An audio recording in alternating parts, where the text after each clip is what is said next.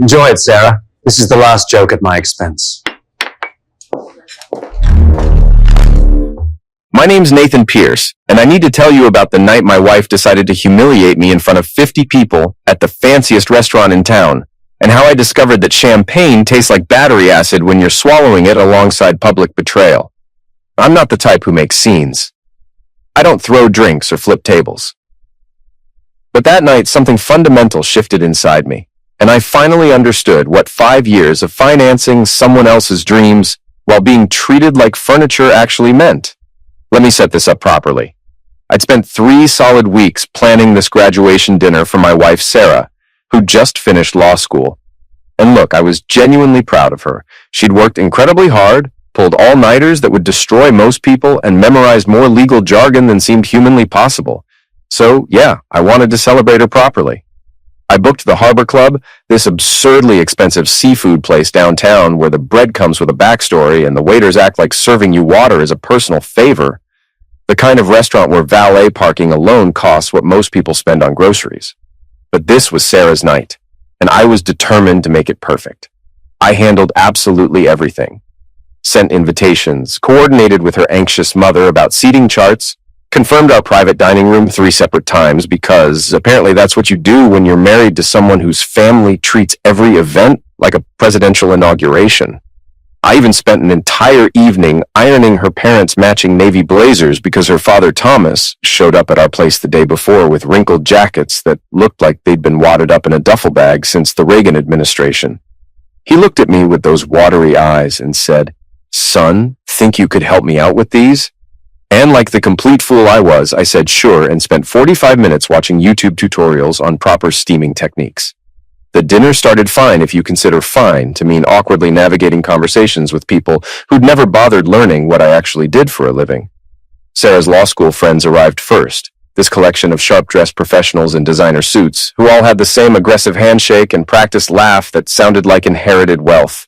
They clinked glasses, toasted to justice, and other abstract concepts they'd probably forget the second they landed corporate positions, and I smiled and nodded like one of those dashboard bobbleheads.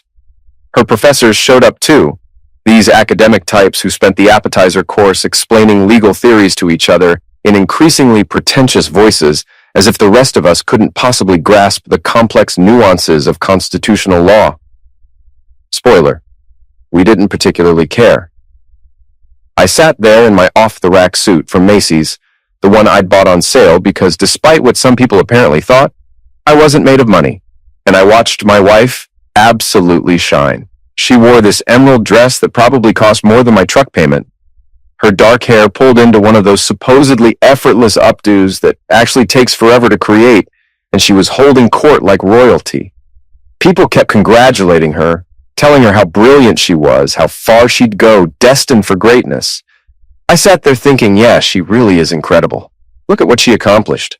Look at what we accomplished together. How beautifully naive of me. That's when she stood up. The room went quiet with that expectant silence you get right before someone makes a speech. Sarah picked up her champagne glass and smiled, this absolutely radiant smile that I'd fallen in love with 5 years earlier.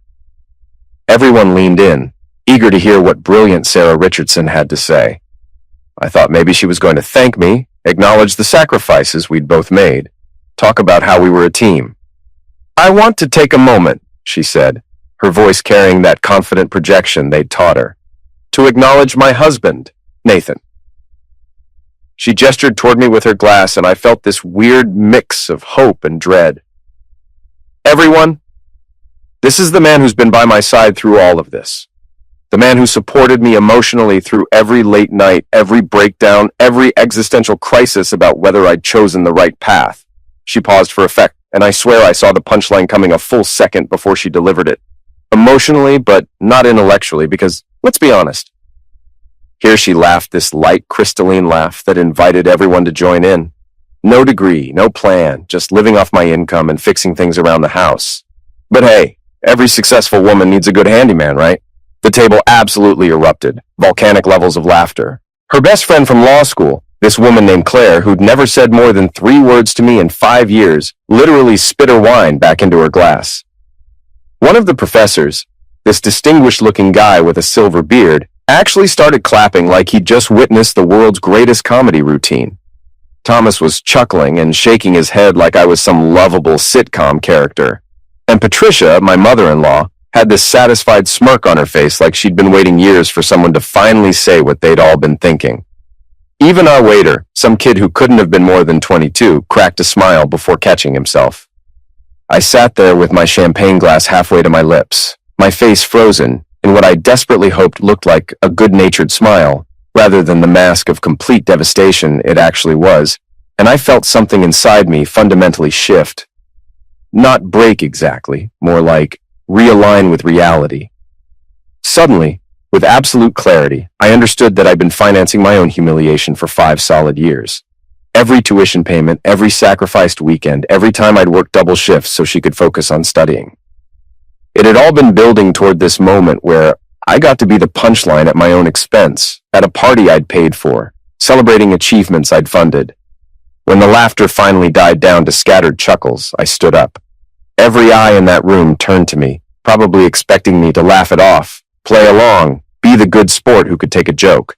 Instead, I raised my glass, looked my wife dead in the eye, and said in a voice that was perfectly calm and perfectly level, "Enjoy it, Sarah. That's the last joke you'll ever make at my expense." Then I set down my glass, adjusted my jacket, and walked out of that private dining room with my head held high. No yelling, no dramatic speeches, no throwing things or making threats. Just one quiet man who'd finally realized that loyalty without respect is just a fancy word for doormat. I walked past the shocked faces, past the suddenly silent table, past the concerned-looking hostess, and straight out into the parking lot where the night air hit me like a revelation. I stood there next to my truck, pulled out my phone, and typed 4 rules into my notes app, my fingers shaking slightly from adrenaline or rage, or maybe just the pure relief of finally standing up for myself. Don't text her back. Document everything. Protect my peace and my paycheck. Never confuse loyalty with stupidity again. I read them twice, committed them to memory, and felt the night breeze on my face. It smelled like freedom mixed with fury, and for the first time in 5 years, I felt like the main character of my own life, instead of supporting cast in someone else's story. I drove to my best friend Eric's apartment in complete silence, which was unusual for me because I'm normally the guy who needs music or podcasts to keep my brain from spiraling. But that night, I couldn't handle noise. I needed quiet to process what had just happened, to let the full weight of my public humiliation settle into my bones. Eric Martinez had been my closest friend since high school, back when we were both young and stupid, and thought we could conquer the world with nothing but ambition and terrible haircuts. While I'd gone into construction, Eric had followed his passion for cooking and now ran a food truck called Soul Tacos that served Korean-Mexican fusion and had a cult following among the downtown lunch crowd. He lived in this converted warehouse loft in the Arts District, the kind of place with exposed brick and pipes running across the ceiling. I texted him from the parking lot. "You home? Need a place to crash. Long story." 3 dots appeared immediately. Then, "Doors open. I've got beer and leftover bulgogi. Come on up." This is why Eric was my best friend. No dramatic questions, no demands for immediate explanations, just an open door and the promise of food. Eric opened the door before I could knock, took one look at my face, and said, "Oh man, this is bad, isn't it?" He was wearing his standard off-duty uniform of cargo shorts and a faded band shirt, his dark hair sticking up in 7 different directions because he'd probably been napping on the couch. "It's epically bad," I said, walking past him into the loft. Titanic hitting the iceberg levels of bad. I collapsed onto his beat-up leather couch that he'd found at an estate sale and claimed had character, which was code for multiple mystery stains. Eric disappeared into his kitchen and returned 90 seconds later with 2 beers and a pizza box that he dropped on the coffee table like a sacred offering. "Talk," he commanded, settling into his armchair. "What happened? Did someone die? Did your truck finally give up? Did Sarah turn out to be a Russian spy like I always suspected?" I laughed despite everything, popped open the beer, and dove into the whole story. I told him about planning the dinner, about ironing her parents' matching blazers like some kind of domestic servant, about the fancy restaurant and expensive wine, and how I thought I was doing something nice for my wife. Then I got to the toast, and I watched Eric's expression shift from curious to shocked to absolutely furious in about 30 seconds. "She said what?" Eric interrupted when I got to the punchline. No degree, no plan, living off her income. Dude, you've been paying her tuition for 5 years. You've been keeping her afloat this whole time. Living off her income? She doesn't even have an income yet. She's been living off your income. I know, I said, and hearing someone else articulate what I'd been thinking made it feel more real, more valid. And everyone laughed, man. Her parents, her friends, her professors, they all thought it was hilarious, like I was the court jester whose entire purpose was to be the butt of the joke. Eric opened the pizza box and shoved a slice at me with aggressive care. You married a TED Talk in heels, he said, shaking his head. That's exactly what she is. Today, I'm going to talk about how I'm amazing, and everyone who isn't me is basically decorative furniture. That made me laugh for real, the first genuine laugh since walking out of that restaurant.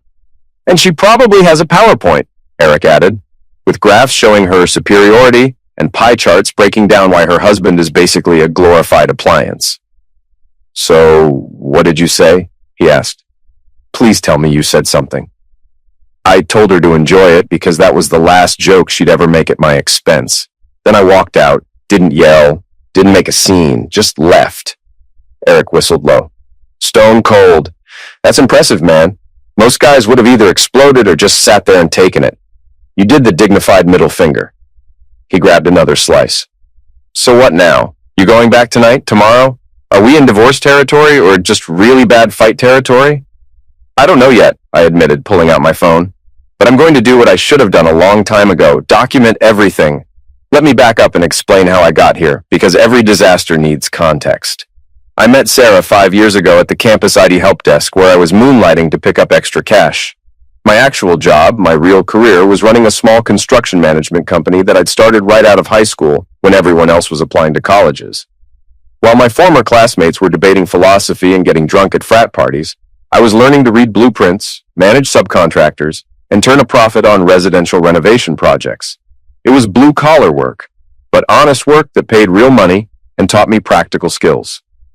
Sarah burst into my office one Tuesday afternoon like a tornado in designer jeans, her dark hair falling out of a messy bun, mascara smudged under her eyes, suggesting she'd been crying or rubbing her face in frustration for the past hour. Please tell me you can help me, she said, genuine panic in her voice. My thesis file corrupted, and I have a presentation in 3 hours, and if I don't recover this document, I'm going to have a complete breakdown right here in your office. I took her laptop, ran some recovery software, and managed to retrieve about 90% of her document while she paced around my tiny office like a caged animal.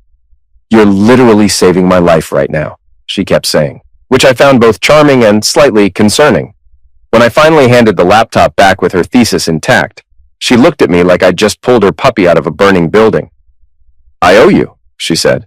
Coffee. Dinner. My firstborn child. I laughed and told her coffee was fine, mostly because I figured that would be the end of it. Girl gets her thesis back, buys the IT guy a thank you latte. Everyone moves on with their lives. Except Sarah didn't let it end there. She showed up the next week with actual homemade coffee cake, which she claimed was a family recipe, but later admitted she'd found on Pinterest and stress-baked at 2 a.m.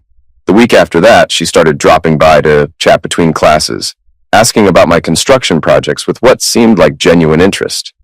I love that you actually build things, she'd say. Everyone here just talks and theorizes. You make real things that people can touch and use. That's so refreshing. Looking back now, I can see red flags I missed. But at the time, I was 24 years old, running my own business, and this brilliant, beautiful law student was choosing to spend her free time in my cramped office. She'd tell me about her cases and classes, about her dreams of becoming a civil rights attorney and changing the world, and I'd listen, like she was describing the greatest story ever told. We dated for 8 months before I proposed, which everyone said was too fast. I proposed at a construction site, actually, this gorgeous Victorian house I was restoring. I'd brought her there at sunset, showed her the work we'd done on the crown molding and original hardwood floors, and I told her I wanted to build a life with her the same way I built houses, with careful planning, solid foundations, and commitment that lasts generations. She cried and said yes, and I remember thinking I was the luckiest guy in the world. When we got married, she was starting her second year of law school, and I was riding high on successful commercial projects. We had this unspoken understanding that I'd be the financial anchor while she focused on school. She had dreams of changing the world through legal reform, and I had dreams of literally building it. For a while, it genuinely felt like a partnership. We'd stay up late talking about our future. She'd open her own practice. I'd expand my company. We'd be this power couple proving you didn't need two lawyers to make it work. But somewhere along the way, and I can't pinpoint exactly when, the narrative shifted. I went from Nathan Pierce, successful business owner and equal partner, to just Sarah's husband. At law school events, people would introduce themselves to her with enthusiasm and barely glance my way. Nobody asked what I did for work. Nobody cared that I was running projects employing 15 people and generating 6 figures annually. I wasn't wearing a suit and quoting Supreme Court cases, so I was invisible. Her friends were the worst. This crew of ambitious law students who all seemed to shop at the same expensive stores and share the same worldview that equated education level with human value.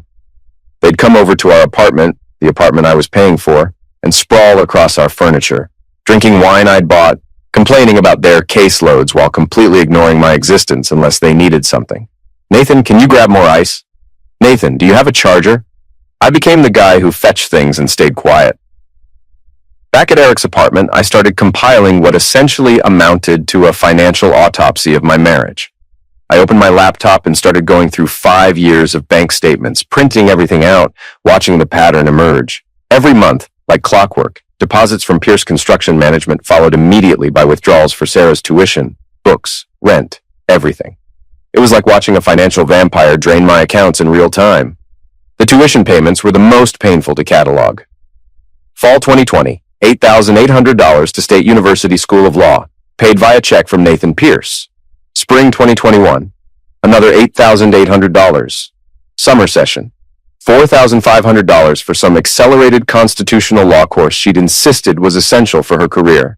Every semester, same pattern, all from my accounts, with Sarah's contribution hovering somewhere between 0 and "I'll pay you back when I'm making lawyer money, babe." That promise aged like milk in the summer sun. Then there were the apartment leases. We'd moved 3 times during her law school years. First because the original place was too small and didn't have good natural light for studying. Then because the second place was too far from campus. Finally to the luxury apartment downtown because by 3rd year she needed to project success to potential employers. Every single lease had my name as primary tenant, my income as qualifying factor, my signature accepting financial responsibility. Sarah's name was there too, but only as co-tenant, and her listed income was always either student or that part-time paralegal gig she'd worked for exactly 4 months before, deciding it interfered with her studies. I found receipts for everything. The law school bookstore where I dropped $895 on textbooks for her second-year courses. The professional clothing store where I'd bought her 3 suits and 4 blouses because she needed appropriate attire for mock trial competitions. $1,300 that I'd mentally categorized as an investment in our future, but now recognized as funding her costume for a play where I was the comic relief. And then the graduation ring receipt. Her class ring, the one she'd shown off at that disastrous dinner purchased on my credit card for $680. The receipt even had a little note saying, "Congratulations on your achievement," which felt like a cosmic joke. But the real discovery came on day 5 of my archaeological dig through our financial history. I was reviewing transfers from our joint account when I noticed a pattern of regular transfers to an account number I didn't recognize. Not huge amounts, usually $200 or $300 at a time, but consistent monthly transfers going back almost 2 years. I called the bank, spent 20 minutes on hold, and finally got a human who confirmed there were regular transfers from our joint account to an external savings account. They couldn't give me details without authorization, but they could confirm the transfers had been initiated by Sarah Richardson using her online banking credentials. An escape fund. She'd been siphoning money from our joint account into a secret stash, money I'd deposited, building her lifeboat out of materials I'd paid for, all while maintaining the facade of a loving marriage. I calculated the total of those transfers, roughly $7,200 over 2 years. Not a fortune, but enough to cover first and last month's rent on a new apartment, or a good lawyer for a divorce, or whatever escape plan she'd been quietly assembling. I made copies of everything, organized it into folders with labels that would make a librarian weep with joy. The grand total came to just over $132,000 that I'd spent on her education and living expenses over 5 years. $132,000 invested in a partnership she apparently saw as charity. Eric helped me pack everything into banker's boxes. "You know what you need?" he said. "A good lawyer, and I know exactly who to call." The next morning, I called the number Eric gave me for a lawyer named Helen Brennan, who his cousin had used for her divorce. When a woman with a voice like bourbon answered, I cut right to it. My wife publicly humiliated me at her graduation dinner after I spent 5 years financing her law degree. I need to know my options. There was a pause, then a low chuckle. "Oh, I like you already. Come to my office at 11. My rate's $350 an hour for consultation." Helen Brennan's office was on the 14th floor of a glass tower downtown. The lobby had that sterile corporate aesthetic, all marble and chrome. When I arrived with 3 boxes of documentation, her assistant actually looked impressed. "Miss Brennan is going to love this," he said, helping me carry the boxes. Helen stood when I entered, and she had the kind of direct eye contact that made you feel like she could read your thoughts. Maybe 40 years old, dark hair and a sharp bob, wearing a charcoal suit that probably cost more than my monthly mortgage. "Miles Carter," she said with a grip that could crush walnuts. "Have a seat and tell me everything. Don't leave out details, no matter how embarrassing. I've heard worse." I launched into the whole story. How Sarah and I met, how I'd supported her through law school, the financial sacrifices, and finally the graduation dinner disaster. Helen listened without interrupting, occasionally making notes, and her expression remained professionally neutral until I got to Sarah's toast. "Wait," she said, holding up one hand. "Let me make sure I'm understanding correctly. You financed her entire legal education to the tune of how much?" $132,000. Her eyebrows went up slightly. "You financed her education for $132,000, supported her through 3 years of school and various unpaid internships, and then she publicly rebranded you as her charity case in front of her colleagues, professors, and family." "That's about right," I said. And everyone laughed like it was the funniest thing they'd ever heard. Helen leaned back, and a slow smile spread across her face. "Congratulations, Mr. Pierce. You've just graduated from Naive Husband University with honors. Welcome to the real world. The good news is you're done with the education phase. Now, let's get you your refund." We spent the next hour going through everything I'd brought. Helen asked pointed questions, made more notes, occasionally muttering things like "unbelievable" and "the audacity" under her breath. When we got to the secret savings account transfers, Helen actually put down her pen and looked at me with something approaching respect. "She was building an escape fund using money from your joint account. That's premeditation, financial manipulation, fundamental violation of marital trust. That plays very well if this goes to court. It shows a pattern of calculated behavior." When I left her office an hour later, Helen walked me to the door and handed me her card. "Don't seek revenge, Mr. Pierce," she said, and her smile was sharp. "Seek receipts. They last longer and cut deeper." That night, after compiling everything, I sat at Eric's kitchen table with my laptop and composed an email. Not a long one, not an emotional manifesto. Just 3 short lines. "Hi, Sarah. Attached are financial records showing the true cost of your degree. Consider this a courtesy copy before my lawyer sends the official version. Best regards, Nathan."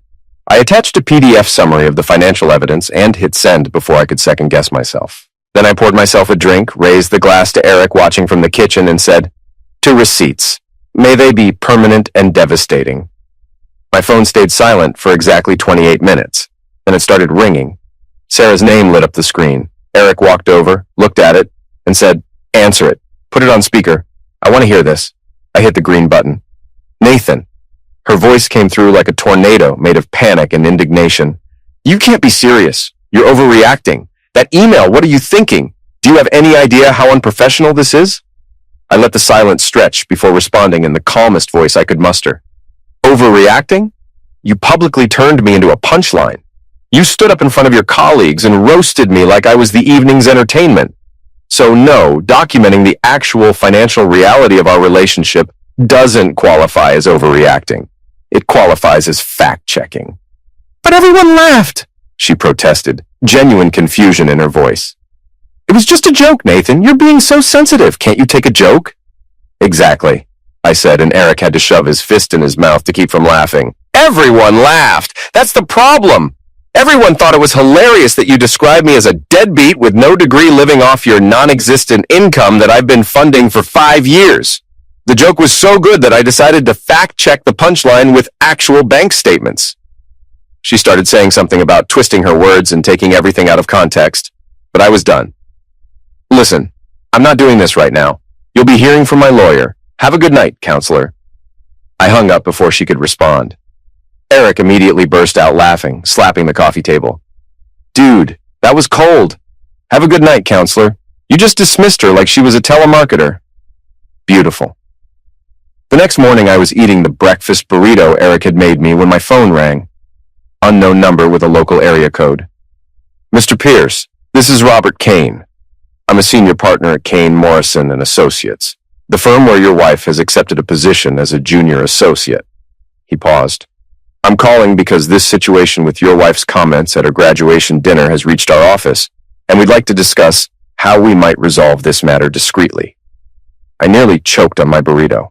The email had made the rounds. Somehow my documentation had traveled from Sarah's inbox to her new employer's attention.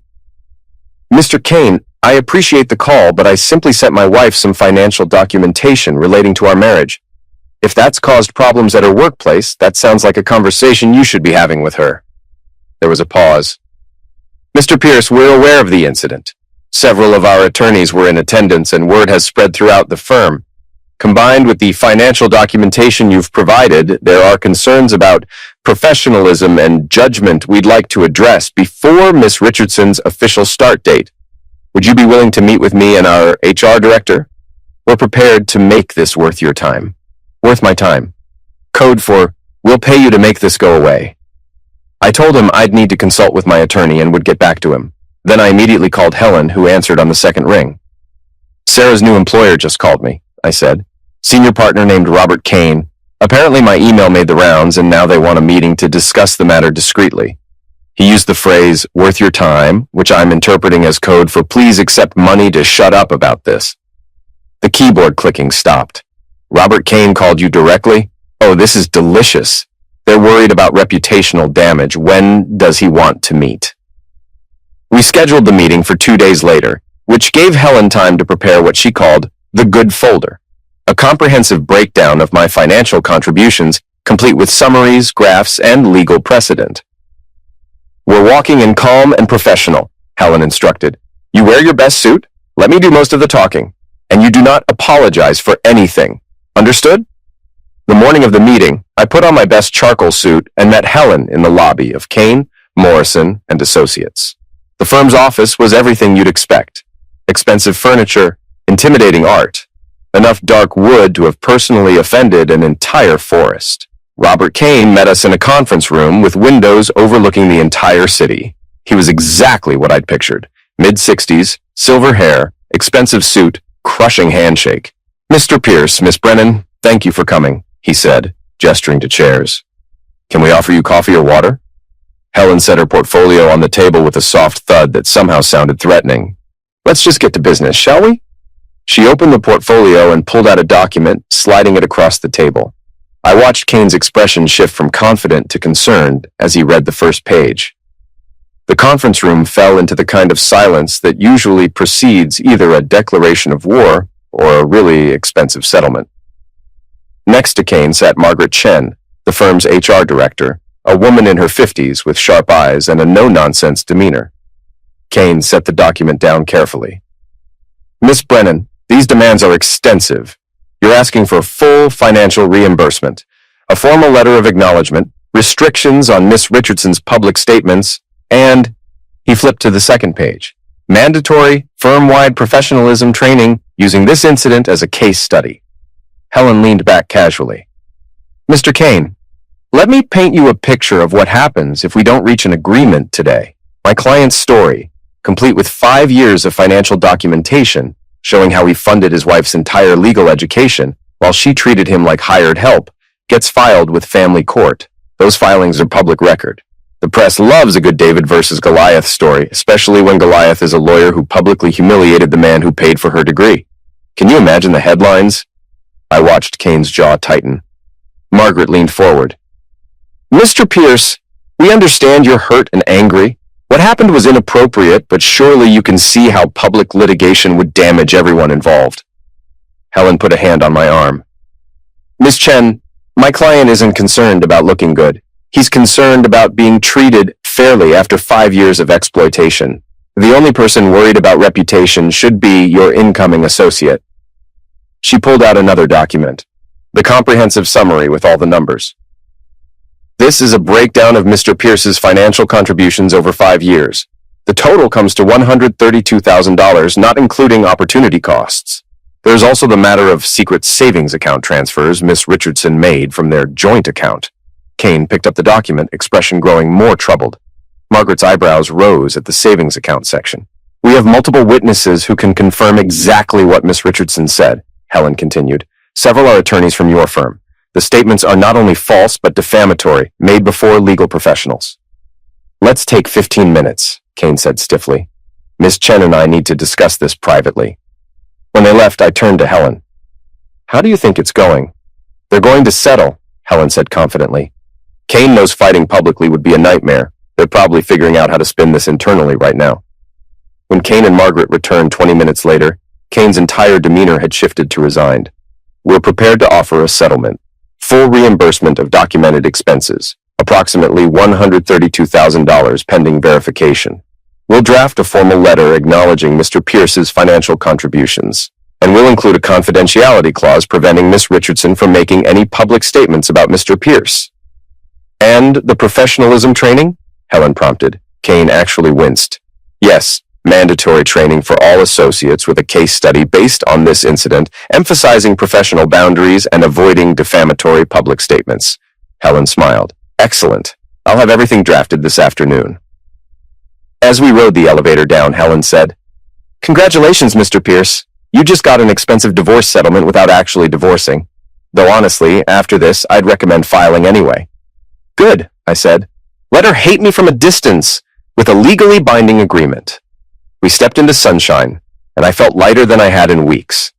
6 months later, I'd transformed my pain into profit with Pierce Renovations and Life Consulting, half construction management, and half life coaching for people who'd forgotten how to build anything worth keeping, including self-respect.